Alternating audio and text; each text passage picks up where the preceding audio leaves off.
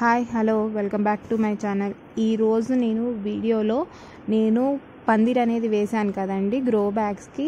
అలాగే ఇక్కడ కూడా నేను ఇక్కడ స్టాండ్ అనేది ఐరన్వి రాడ్స్ అనేవి పెట్టించుకున్నాను. మీకు నేను అంత ప్రీవియస్గా ఎలా కూడా యూస్ చేసుకున్నానో కూడా చెప్తాను అనమాట. డిఫరెంట్ అంటే ఎవరికైనా పందిర్లు వేసుకోవడానికి ఇబ్బందిగా ఉన్న వాళ్ళకి ఈ వీడియో అనేది హెల్ప్ఫుల్గా ఉండొచ్చు. అలాగే నేను కొన్ని మిస్టేక్స్ అయితే చేశాను ఇప్పుడు వేసిన పందిరిలో, అవైతే మీకు చెప్తానమాట. అంటే నెక్స్ట్ ఎవరైనా ఇలా చేసుకునేటప్పుడు కొంచెం ఒకసారి ఆలోచిస్తారు కదా, అందుకని వీడియో నచ్చితే లైక్ చేయండి, షేర్ చేయండి, సబ్స్క్రైబ్ చేయండి. అలాగే మన ఛానల్లో మంచి మంచి వీడియోస్ ఉన్నాయి, ఒకసారి చెక్ చేయండి. ఇక్కడ మీరు చూస్తున్నారు కదండి, నేను ఇప్పుడైతే ప్రస్తుతానికి రాడ్స్ అనేవి కొట్టించాను. మొన్న స్టార్టింగ్లో అయితే నేను ఇలా కర్రలు అనేవి పెట్టాను అనమాట. ఈ కర్రలు కూడా మీరు చూసినట్టయితే ఇప్పుడైతే ఇక్కడ మేము బోల్ట్ లాంటివి కొట్టాము, పెద్ద పెద్ద బోల్ట్లు. తర్వాత ఇక్కడ ఆల్రెడీ ఏవో పాతవి ఉంటే నేను దానికి సపోర్ట్ తీసుకొని ఇక్కడ అన్ని కర్రలే అండి, అప్పుడు ఐరన్వి రాడ్స్ ఏమీ లేవు.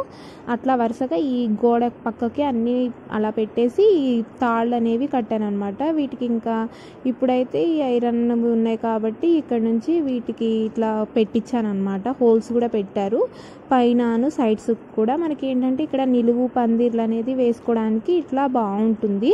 యాక్చువల్లీ గ్రో బ్యాగ్స్ అనేవి ఇక్కడ పెట్టాలనే ప్లాన్ అనమాట, అందుకని నేను ఇక్కడ రాడ్స్ కొట్టించాను. కానీ ఇక్కడ గ్రో బ్యాగ్స్ పెట్టడం వల్ల ఏంటి అంటే నాకు క్లీనింగ్ అనేది ప్రాబ్లం అవుతుంది. అందుకని ఒకటి పెట్టి చూసాను అనమాట. చాలా క్లీనింగ్ అనేది ఇంకా చేయడానికి అవ్వట్లేదు. అలాంటప్పుడు ఇంకా నాకు కష్టం అవుతుంది ఫ్యూచర్లో, ఎందుకంటే కింద మనకి మట్టి అంతా పడిపోతుంది. అలాంటప్పుడు అది క్లీన్ చేసుకోవాలి. ఈవెన్ మంత్లీ ఒక్కసారైనా క్లీన్ చేసుకోకపోతే కష్టం అవుతుంది. కాబట్టి ఇంకా నేనైతే ఇక్కడ గ్రో బ్యాగులు తీసేసాను. ఇంకా రాడ్లు అలాగే ఉండిపోయాయి అనమాట. అంతకుముందు ప్రీవియస్గా చూస్తే నేను మిద్దె మీద స్టాండ్లు కూడా ఏమీ చేపీలేదండి. ఇవి కన్స్ట్రక్షన్ అప్పుడు మిగిలిన తడికెలు అనేవి పెట్టేసి ఇలాగ నేను టబ్స్ అయితే వాటి మీద పెట్టాను. ఇక్కడ ఉన్న టబ్స్ అన్నీ కూడా అలా పెట్టినవే ఈ వరుసలో మొత్తము. ఇంకా చూస్తే నేను ఏం చేశాను అంటే ఇంకా అక్కడ కింద మనకి గ్యాప్ అనేది వస్తుంది కదా, ఈ రెండు టబ్బుల మధ్యలో ఆ తడిక దగ్గర నేను ఒకటి ఇట్లాంటి కర్రని నిలబెట్టేశాను అనమాట. క్రాస్గా కొంచెము గోడకి ఆంచి సపోర్ట్ ఇచ్చేసి నిలబెట్టాను. మనకి అప్పుడు మొలలు కూడా కొట్టలేదన్నమాట గోడకి కర్రలకి. ఇంకా అలా పెట్టేసి వాటిని దాంట్లో కూర్చోబెట్టాను అనమాట. ఆ హోల్స్ మధ్యలో కింద మనము స్టాండ్ లాగా ఏదైతే వేసామో దాంట్లో గ్యాప్స్లో ఇరికిచ్చాను అనమాట. ఈ నిలువుగా ఉన్న కర్రల్ని ఇరికిచ్చి అలాగ నేను స్టాండ్లు అయితే పెట్టుకున్నాను. కానీ వాటితో అవేంటి అంటే మంచిగానే ఉన్నాయండి కొంచెము, కానీ ఈ తాళ్ళు నేను అటు ఇటు మనము టబ్స్ తీసినప్పుడు కొంచెం అవి జారిపోతూ ఉంటాయి కదా, అలా నాకు కొంచెం ప్రాబ్లం అనిపించింది. ఇంకా అందుకనేసి నేను ఏం చేశాను అంటే నార్మల్గా ఆ స్టాండ్లు అనేవి ఇప్పుడు తర్వాత కొంచెం మొలలు అనేవి దింపించి గోడకి ఫిక్స్ చేసి తర్వాత పెట్టించాను. ఇంకా తర్వాత ఇప్పుడైతే ఈ ఐరన్ రాడ్లు అనేవి పెట్టాను. అలాగే మనము ఇలాంటి కొబ్బరి తాళ్ళు అనేవి కడుతూ ఉంటాం కదండి మనము. ఇవి స్టార్టింగ్లో అంటే కొన్ని రోజుల వరకు బాగానే ఉంటాయి. ఇవి ఎండి వానకు తడిచేసరికి ఇలా పాతబడిపోయి మనకి ఏంటంటే బరువు అయినప్పుడు ఇవి సాగిపోతూ ఉంటాయి. అందుకని నేను స్లోగా ఏం చేస్తున్నాను అంటే ఇట్లాంటి ఐరన్వి ఉంటాయి కదా తీగలు, అలాంటివి తెచ్చేసి ఇంకా కట్టేస్తున్నాను అనమాట. ఇప్పుడున్న వరకు ఇక్కడ కట్టాను. మనకి వీటి మధ్యలో మనం కొబ్బరి తాళ్ళు పెట్టుకున్నాము అంటే మనకి కొంచెం స్టాండర్డ్గా ఇది ఉంటుంది కాబట్టి మొక్క అనేది జారిపోదు అనమాట బరువు అయినప్పుడు.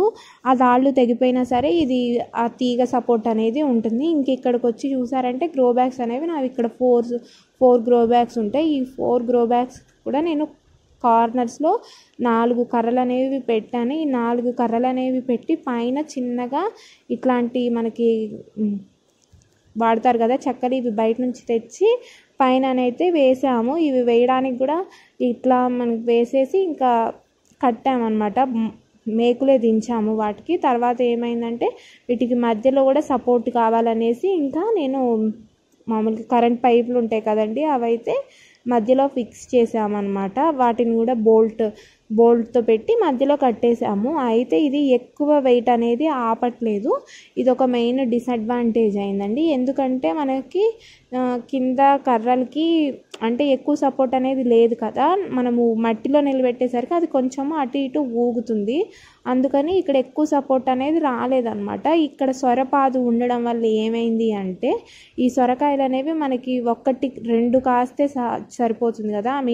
2 వచ్చినప్పుడు ఏంటంటే పందిరి మీద చాలా వెయిట్ అనేది పడుతుంది. మనం పైపులు చిన్న సన్నగా ఉన్న కర్ర ముక్కలు వేసాం కదా, దానివల్ల అది వెయిట్ అనేది ఆపలేకపోతుంది. అందుకని నేను ఎక్కువగా ఈ సొరపాదుని అయితే తీసేద్దామని ఆలోచనలో ఉన్నాను. బీరకాయలు ఇంకా పొట్లకాయలకైతే నాట్ ఓకే అండి, ఇది వర్క్ అవుతుంది. కానీ సొరకాయలు దీని మీద పండించాలి అంటే మాత్రం మనం పందిరిని కొంచెం చూసుకోవాలి. కానీ ఇట్లా అడ్డంగా పందిరి వేసినప్పుడు ఏంటి అంటే, మనం ఇంత పెద్ద గ్రో బ్యాగులు పెట్టుకొని పందిరి వేసినప్పుడు మనకి కింద అనేది ఎండ అనేది ఎక్కువ తగలట్లేదు. దానివల్ల నాకు ఏంటి అంటే వేరేవి అంత గ్రోత్ అనిపించట్లేదు అనమాట. మొక్కలు సైడ్స్ నుంచి ఎండ పడుతున్నా సరే అంత గ్రోత్ అనేవి లేవు. నార్మల్గా మనకి మిర్చి మొక్కలు అలాంటివి వేసినప్పుడు ఏంటంటే నీడ ఎక్కువ ఉంటే అవి కొంచెం బతకటం కష్టము, అలాగే పెస్ట్ కూడా ఈజీగా అటాక్ అవుతుంది అనమాట. ఇదొక్కటి చూసుకోండి.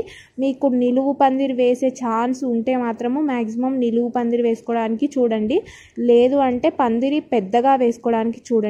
వీడియో నచ్చితే లైక్ చేయండి, షేర్ చేయండి.